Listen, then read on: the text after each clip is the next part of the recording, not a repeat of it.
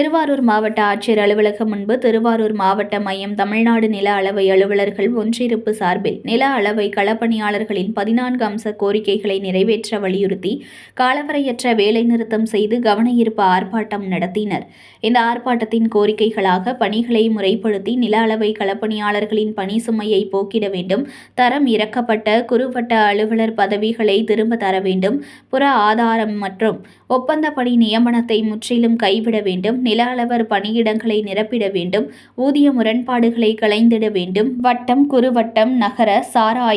ஆய்வாளர் உள்ளிட்ட புதிய பணியிடங்களை நிரப்பிட வேண்டும் உள்ளிட்ட 14 அம்ச கோரிக்கைகளை வலியுறுத்தி ஆர்ப்பாட்டம் நடத்தினர். இந்த ஆர்ப்பாட்டமானது நில அளவை அலுவலர்கள் சங்கத்தின் திருவாரூர் மாவட்ட ஆட்சியர் அலுவலகம் முன்பு திருவாரூர் மாவட்ட மையம் தமிழ்நாடு நில அளவை அலுவலர்கள் ஒன்றிருப்பு சார்பில் நில அளவை களப்பணியாளர்களின் 14 அம்ச கோரிக்கைகளை நிறைவேற்ற வலியுறுத்தி